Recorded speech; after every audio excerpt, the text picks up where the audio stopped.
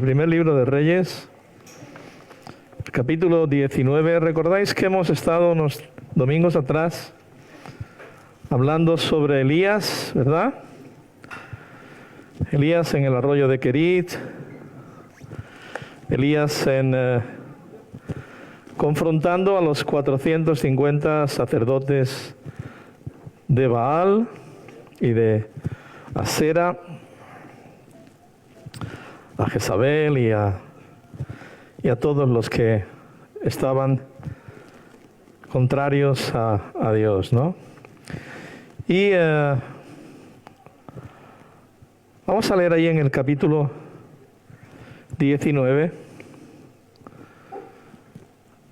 algo que a mí me ha tocado en estos días leyendo. Llevo 8 o 10 días o más pensando en este pasaje. Y dice así la palabra del Señor. Acab dio a Jezabel la nueva de todo lo que Elías había hecho y de cómo había matado a espada a todos los profetas.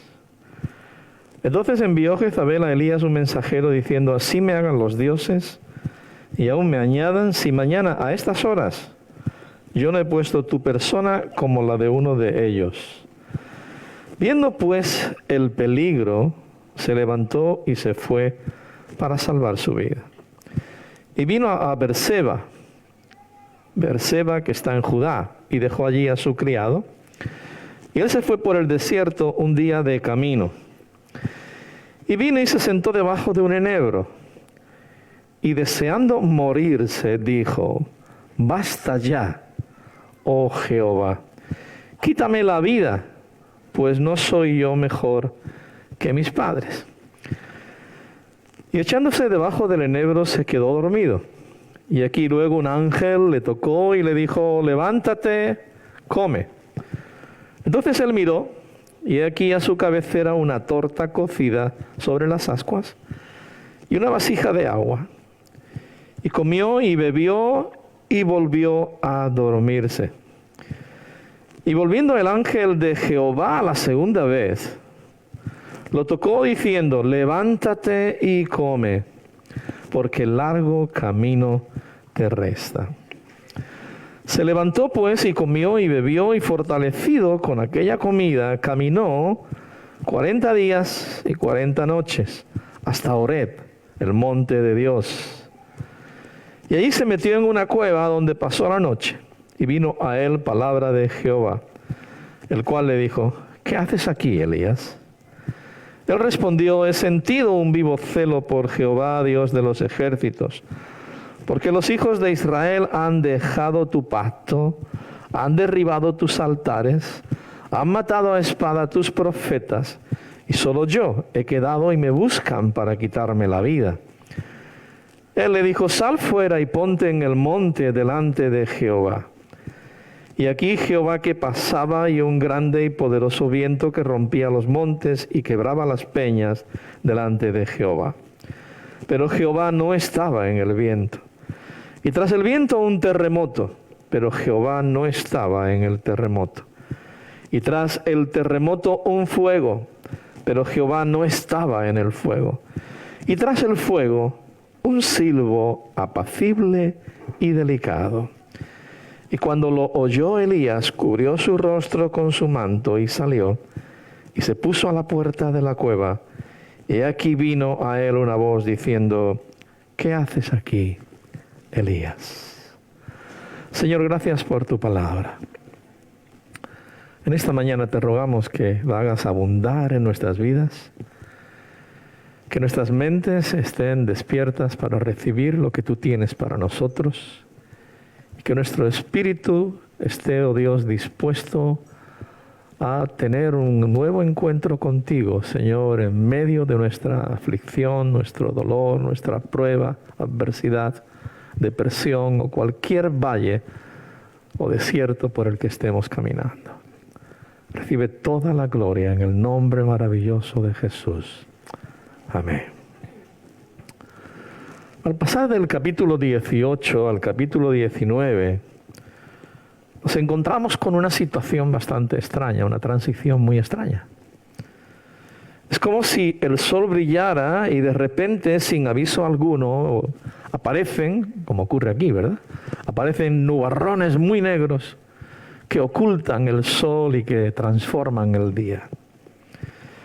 Los contrastes que hay en estos dos capítulos son realmente violentos y sobrecogedores. Al final de uno dice, la mano de Jehová fue sobre Elías, en el capítulo anterior, y el cual ciñó sus lomos, corrió delante de Acab hasta llegar a Jezreel. O sea, vemos que la mano de Dios estaba con Elías. Pero de pronto, en este capítulo 19, encontramos a un Elías aparentemente diferente. Y yo siempre recuerdo ese texto de Santiago en el que dice, y Elías, cuando dice que Elías oró y no llovió durante 3 años y medio y volvió a orar y volvió a llover. Dice, Elías era un hombre sujeto a pasiones semejantes a las nuestras. Una de las cosas que me gusta de la palabra de Dios, o sea, de Dios mismo, es que Dios no esconde los errores de sus siervos. No los esconde. No hace creer que los siervos son perfectos. El único perfecto es Cristo Jesús. No esconde los errores porque quizás también eso nos hace ver la debilidad del ser humano, pero también el poder y la misericordia y la gracia de Dios. A veces pensamos que la gracia de Dios solo existe en el Nuevo Testamento y no es así, ¿eh? La gracia de Dios era muy palpable y su misericordia en el Antiguo Testamento. Pero vemos aquí como de pronto Elías cambia. Y yo he pensado y he visto que Elías era un tío valiente, cuidado. Se enfrentó a Acab, se enfrentó a Jezabel. De pronto hace un desafío a los sacerdotes de Baal y de Asera y les desafía en el monte Carmelo. Empieza allí y dice, el Dios que conteste por fuego, ese es Dios. Y desafía a 400 y pico y a todo el pueblo, porque dice que todo Israel fue allí a ver el espectáculo, a ver qué pasaba.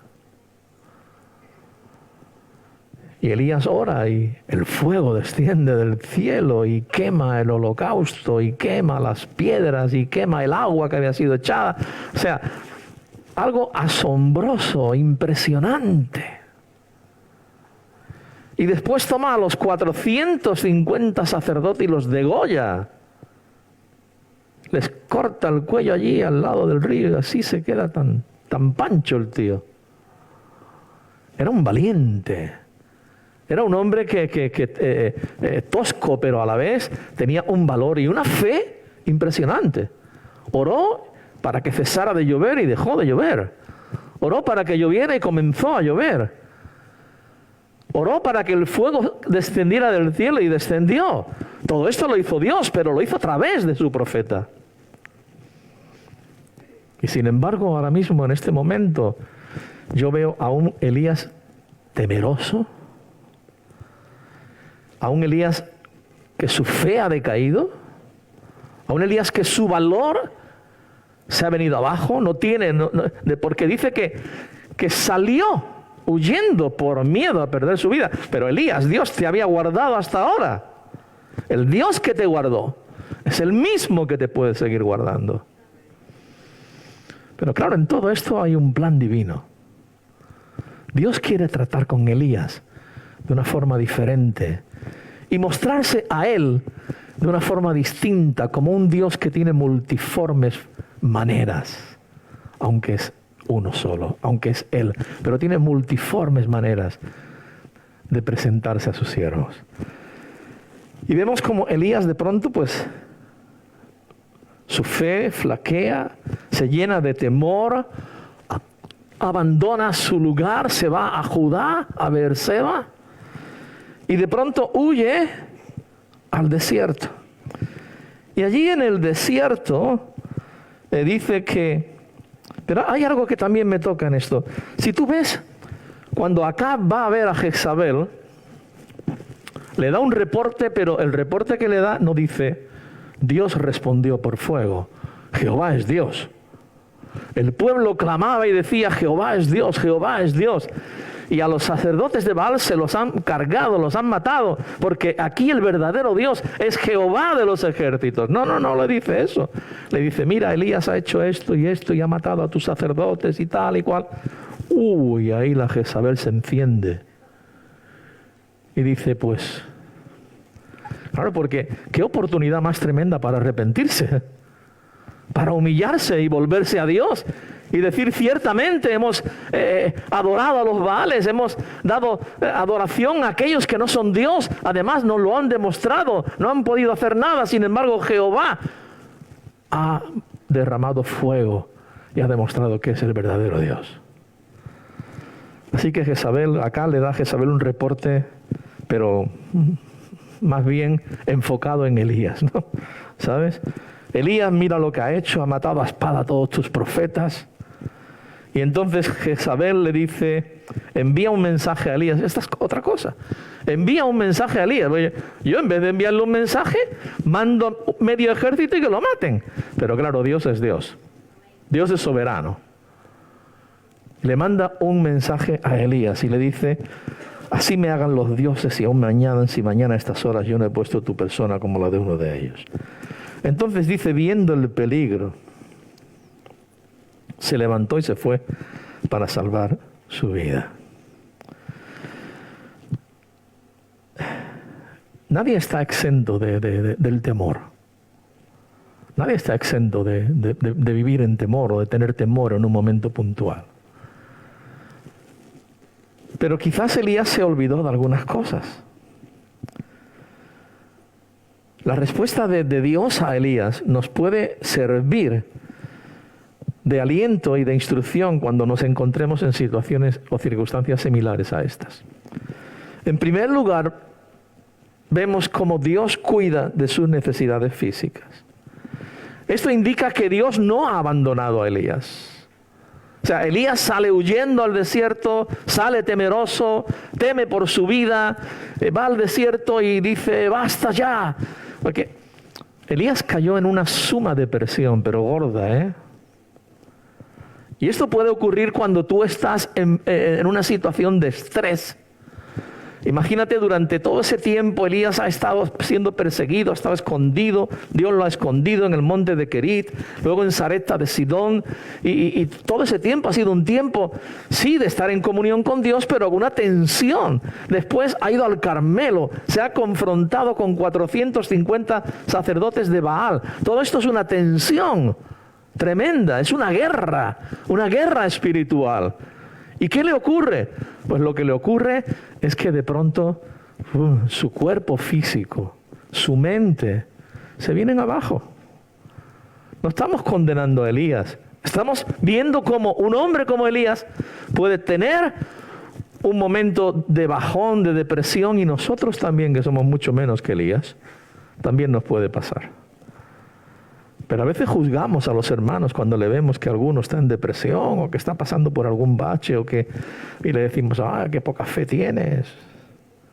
En vez de orar por él, en vez de alentarlo y animarlo, lo hundimos más en la miseria. Pero dice que viendo el peligro se levantó y se fue para salvar su vida. O sea, también otra cosa que yo veo es que Elías no clamó a Dios, no dijo, Señor, ayúdame, que mira que me quieren matar. No, salió corriendo, se fue. Me voy de aquí, me voy a Judá, y se fue al otro reino, porque estaba en el reino del norte y se fue al reino del sur. Dejó a su criado, él no quería a nadie al lado. ¿Tú sabes que la gente cuando está deprimida no quiere estar con nadie? Con nadie. Se encierran en las habitaciones, se meten en la cama. No quieren estar con nadie, no quieren hablar. Le llamas por teléfono, no te lo cogen. Cuando te lo encuentras en la calle y está abatido y afligido, oye, pero ¿qué te pasa? No, nada, no. O si te lo cuentan, pero... Y se fue por el desierto un día de camino. Pero qué curioso, ¿verdad? El Señor, en vez de dejarlo, de decir, bueno, pues mira, oye, porque Elías, otra cosa que tenemos que tener en cuenta, Elías dejó el ministerio. O sea, tiró la toalla. Hasta aquí hemos llegado, ya no aguanto más. Ya no puedo más con Israel, ya no puedo más con tal. Y nosotros también a veces como siervos del Señor podíamos decir lo mismo, ya no aguanto más a la iglesia. Ya estoy cansado. Porque yo este mensaje lo he titulado cuando el siervo del Señor se agota o se gasta. Porque podemos gastarnos. Podemos gastarnos. Jesús dijo de Juan el Bautista que se consumía como una antorcha ardiendo, pero se consumía. Y nosotros podemos gastarnos, podemos pasar por baches y llegar a un punto en nuestro ministerio, en nuestra vida, en nuestro caminar en el Señor, en que nos cansemos, que nos agotemos, que la fe decaiga, que incluso hasta podamos perder la fe, o casi que la perdamos.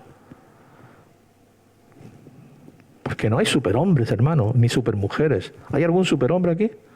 ¿Alguna supermujer? Porque yo le cedo mi lugar y entonces ya, ¿para qué estoy aquí? No hay superhombres en la fe. Hay héroes de la fe. Hombres y mujeres que a pesar de sus dolencias, a pesar de sus cosas que tenían, errores y limitaciones, sobrepusieron su fe y a Cristo y a Dios por encima de todas las cosas. Pero no hay superhombres, hermano. Eso en las películas de Superman y de Batman y esas cosas. Dice que se fue, ¿verdad?, por un día de camino en el desierto y se sentó debajo de un enebro. Y deseando morirse, eso es lo que hace la depresión, ¿eh? Deseando morirse, dijo, basta ya, oh Jehová. O lo que sería igual, estoy harto. Ya no puedo más. Tiro la toalla, abandono el ministerio. Luego lo dice cuando está en la cueva, dice, Señor, es que han matado a tus profetas. Solo yo he quedado de ellos. Se sentía más solo que la una. Pero el Señor le dice, yo me he guardado, me he reservado 7,000 que no han doblado sus rodillas. Aparte de que tú no estás solo porque yo estoy contigo y tú y yo somos mayoría, yo me he reservado un remanente, porque Dios siempre tiene su remanente, hermano. Y aunque aquí en la iglesia seamos muchos igual, algunos estamos despistados, otros están de no sé qué, Dios tiene su remanente. Y Él dice esto, dice, basta ya, Jehová, quítame la vida. Pues no soy yo mejor que mis padres. Claro, ahora de pronto Dios, dice, echándose debajo del enebro se quedó dormido, lo que suele ocurrir cuando uno está muy deprimido. Y de pronto viene un ángel y le toca y le dice, levántate y come. Entonces él miró y aquí a su cabecera una torta cocida sobre las aguas, una vasija de agua, y comió, y bebió, y volvió a dormirse. Esto no va conmigo. Señor, gracias por la comida, gracias por el agua. Pero bueno, tantas ganas tenía de morirse y come y bebe. Elías, ¿verdad? Pero las cosas son así. O sea, él no quería quitarse la vida a él quería que se la quitara el Señor. Él no se la quería quitar él. Quería que se la quitara a Dios. Quería que fuera un juicio de Dios sobre su vida. Pero vemos el cuidado de Dios, ¿verdad? Indica cómo Dios se preocupa por nosotros a pesar de nuestras circunstancias. A pesar de que a veces podamos abandonarle, dejarle a un lado, tener más amor por las cosas nuestras que por Dios, pero aún así Dios es misericordioso. Dios es amor. Y nos trata con el amor paternal que Él tiene por nuestras vidas. ¿Nos lo merecemos? No nos lo merecemos. Pero aunque Dios sabe que no nos lo merecemos, Él tiene amor, misericordia, gracia, bondad, a raudales para dar a sus hijos. Comió y bebió y se volvió a dormir. No iba con él la cosa. Y volviendo el ángel de Jehová, tú imagínate, tiene una teofanía ahí. De pronto se le aparece el Señor. Tremendo, maravilloso. La segunda vez lo toca diciendo, levántate y come, porque largo camino te resta. Dios lo tranquilizó con su palabra, sintió la presencia de Dios, el ángel de Jehová vino a él a ministrarle.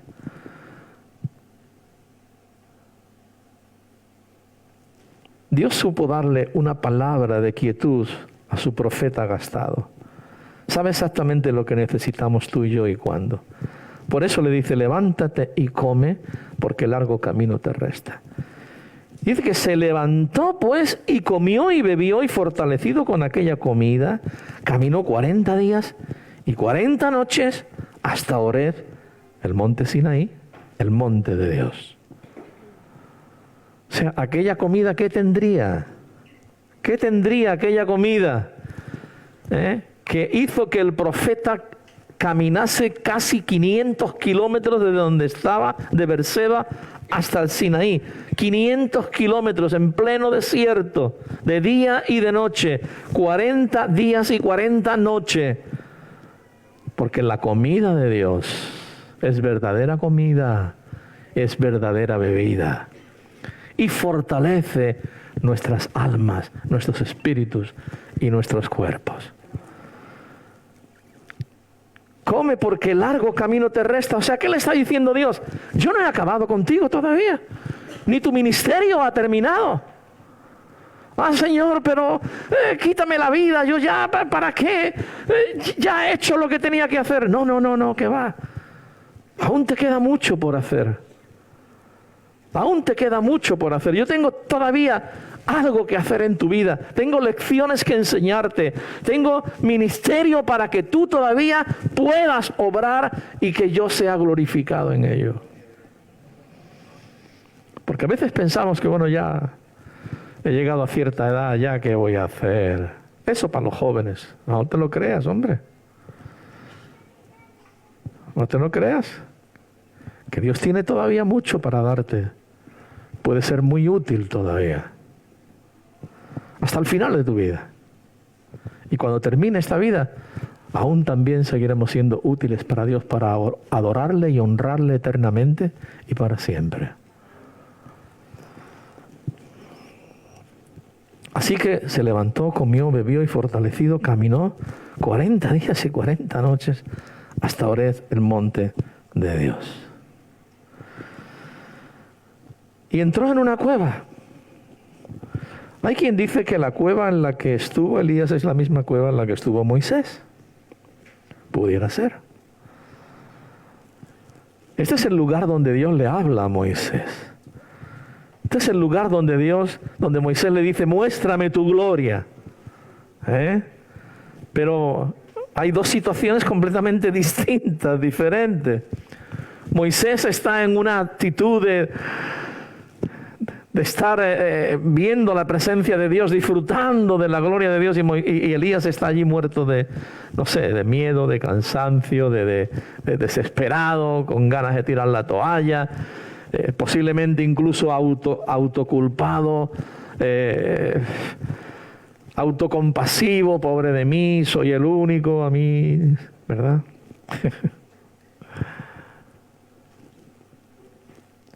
Y él respondió y le dijo al Señor, vino a él palabra de Jehová. Y le dijo, ¿qué haces aquí, Elías? O lo que sería igual, ¿qué te está pasando? ¿Qué tienes? ¿Dónde está tu fe? ¿Dónde está tu valor? ¿Dónde está el saber que yo soy Jehová el que contesto por el fuego? El que hago quebrar las peñas. Y entonces él le contesta, ¿verdad? Elías responde y dice, intenta justificarse, He sentido un vivo celo por Jehová, Dios de los ejércitos, porque los hijos de Israel han dejado tu pacto, han derribado tus altares, han matado a espada a tus profetas y solo yo he quedado y me buscan para quitarme la vida. Autocompasión total, ¿verdad? soy yo el único que queda. No, ¿qué voy a hacer yo solo contra toda esta gran multitud, verdad? ¿Y qué le dice el Señor? Sal fuera. Sal de la cueva. Las cuevas a veces son lugares donde nos metemos, ¿sabes? Con nuestras cositas y con nuestras, ¿verdad? Con nuestra depresión, nuestra lástima propia, autocompasión, pobre de mí, ¿no? Como los Sanfermines, ¿no? Cuando terminan, pobre de mí, porque ya terminaron. Y a veces hay cuevas en nuestras vidas. Y Dios le dice a Elías, sal de la cueva, sal fuera. Quiero hablarte, quiero mostrarte algo que tú hasta ahora no has visto. Y dice, ponte en el monte delante de Jehová. Aquello tuvo que ser espectacular, ¿eh? Lo estamos leyendo como si fuera una historia, pero aquello tuvo que ser espectacular, hermano. Y dice, y he aquí Jehová que pasaba, y un grande y poderoso viento que rompía los montes y quebraba las peñas delante de Jehová. O sea, el Señor pasa, y delante de Él va un viento fuerte que rompe las peñas. Yo estaré asustadísimo allí, viendo el poder de Dios. Pero Jehová no estaba en el viento, o sea, no habló a través del viento. Tras el viento un terremoto, pero Jehová no estaba en el terremoto. Tú imagínate las experiencias que Elías está pasando allí en el monte de Dios. Tras el terremoto, un fuego, pero Jehová no estaba en el fuego. O sea, Dios le está diciendo a Elías, mira Elías, tú me has conocido a mí en todas estas áreas. Tú me has conocido a mí a través del fuego, has visto cómo yo he hecho descender fuego. Tú me has conocido a mí a través de cómo el viento fuerte y grande, impetuoso, ha venido como un torbellino, como un huracán, y has visto todo mi poder. Tú me has visto quebrar las peñas, pero yo me quiero mostrar a ti de una manera diferente, que no me conoces todavía. Esa forma mía, esa parte de mí no la conoces. Y tras el fuego, un silbo apacible y delicado. Tras el fuego, después del terremoto, después del fuego, después del viento, tras el fuego, tras el terremoto, tras el viento, un silbo apacible y delicado. Y cuando lo oyó Elías, cuando Elías escucha este silbo apacible y delicado, ¿qué hace? Cubre su rostro con su mano, en una actitud de reverencia, de respeto, de temor, y sale y se pone a la puerta de la cueva. Y aquí él vino a él una voz diciendo, ¿qué haces aquí, Elías? Cuando estamos en una situación así, Dios nos habla con ese amor y con esa delicadeza que la situación requiere. No tenemos a un Dios que cuando estamos decaídos, cuando estamos hundidos, nos pisa la cabeza, sino tenemos a un Dios que cuando estamos decaídos, cuando estamos afligidos, cuando hemos cometido un error, cuando hemos cometido un pecado, o sea, Dios no le gusta que pequemos, pero cuando pecamos, el Señor no nos corta la cabeza, sino que viene a nosotros por su Espíritu Santo, nos redarguye y produce en nosotros el arrepentimiento para que podamos venir y podamos sentir su presencia refrigeradora, misericordiosa y de gracia sobre nuestras vidas y el perdón.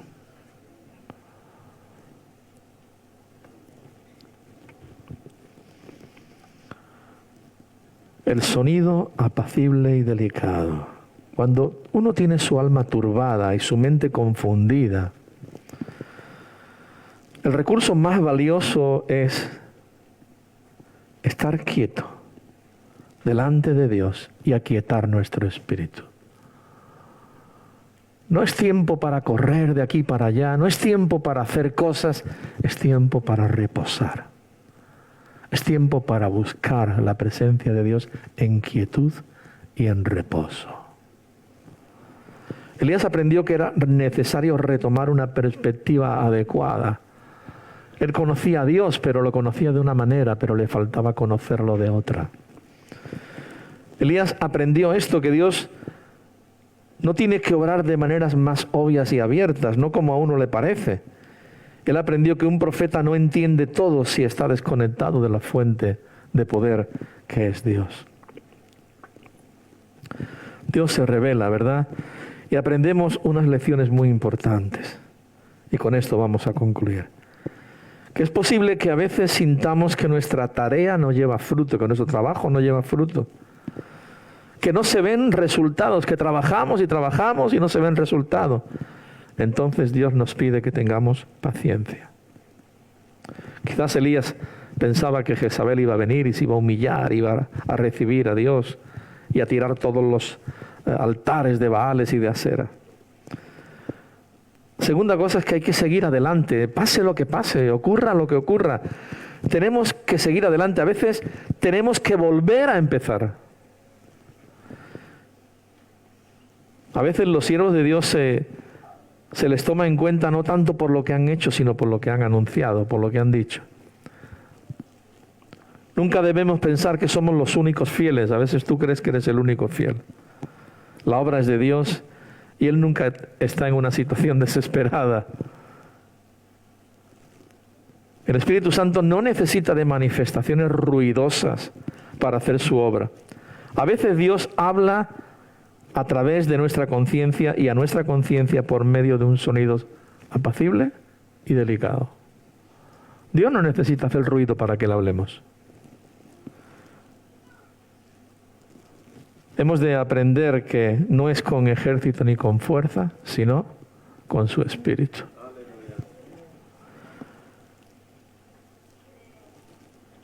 Y a veces todos tenemos una retama, un arbusto, donde nos tumbamos a lamentarnos, porque después de una gran victoria puede venir la tentación del desaliento y del desánimo. Y trataremos de convertirnos en víctimas para causarle lástima a Dios. Señor, yo solo he quedado de tus profetas. Todos los demás han sido matados. Y el Señor le dice, yo me he reservado 7,000 que no han doblado sus rodillas. Aprendamos las lecciones derivadas de los errores de Elías. Dios es soberano. Pese a los misterios de su providencia, no conocemos todo de Dios. No sabemos cómo Dios va a actuar, pero Dios es soberano. La obra que nos ha encomendado no va a quedar sin fruto. Lo que Dios te ha dicho llevará fruto. La realidad de nuestras circunstancias oscuras no es tan terrible como a veces nos parece. Señor, es que yo vivo en esta oscuridad, vivo en este tal y en este temor y tal. No es tan terrible como parece. Tienes un Dios grande, hermano. Dios jamás nos falla. Jamás. Dios no es solo Dios de juicio y de poder, también lo es de gracia, de favor y de misericordia.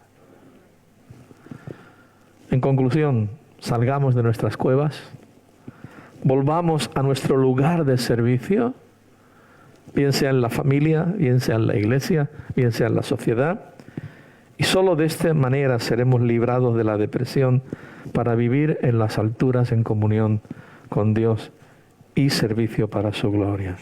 Digamos con el salmista, ¿por qué te abates, oh alma mía, y te turbas dentro de mí? Espera en Dios, porque aún he de alabarle, salvación mía y Dios mío.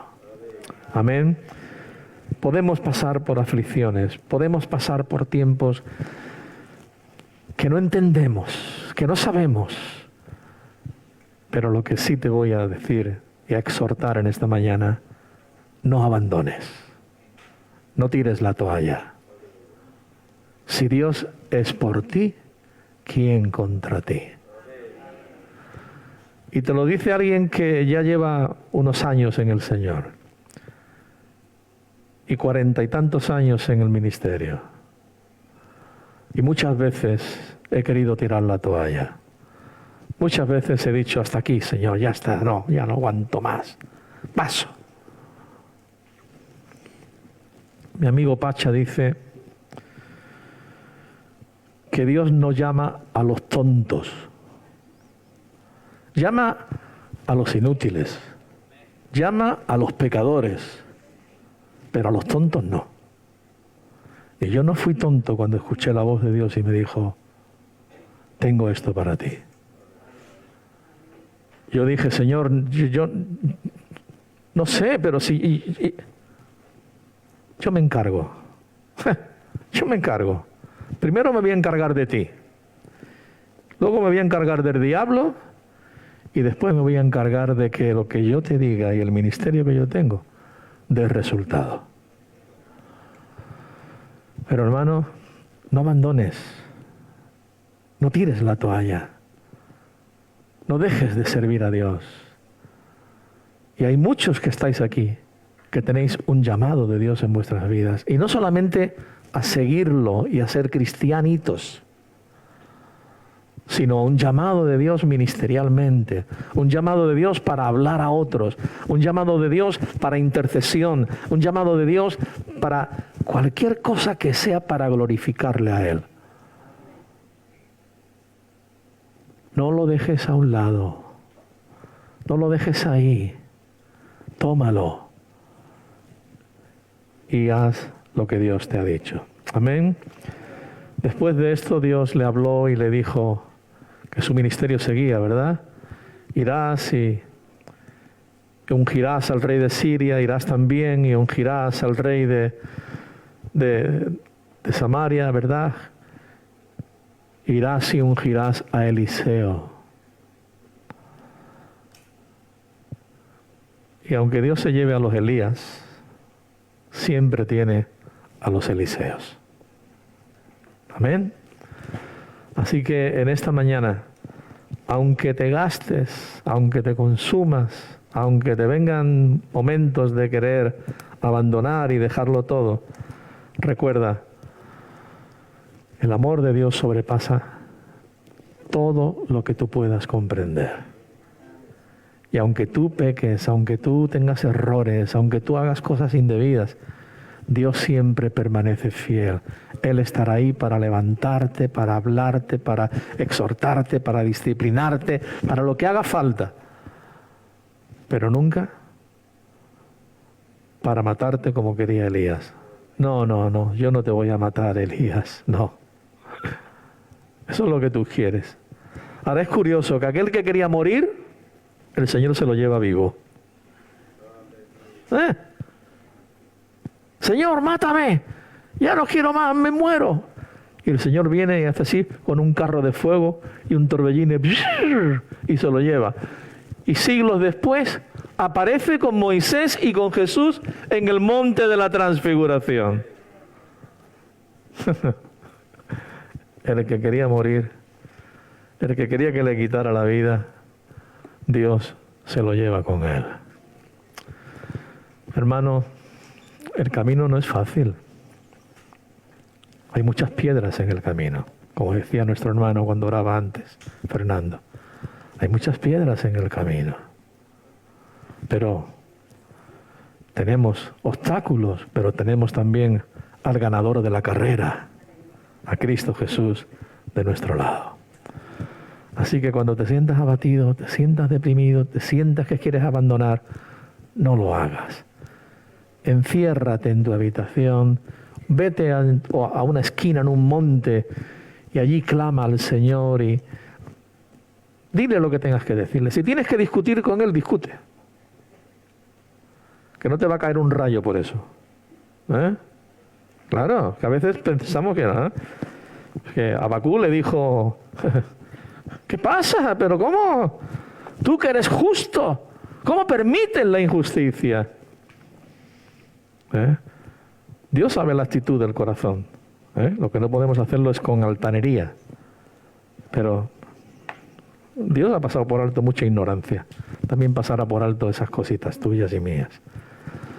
Pero cuando te encuentres así, busca a Dios. Escóndete con Dios. Ponte en su presencia y Él te dará las fuerzas. Amén. Dirá, come y bebe, porque largo camino te resta.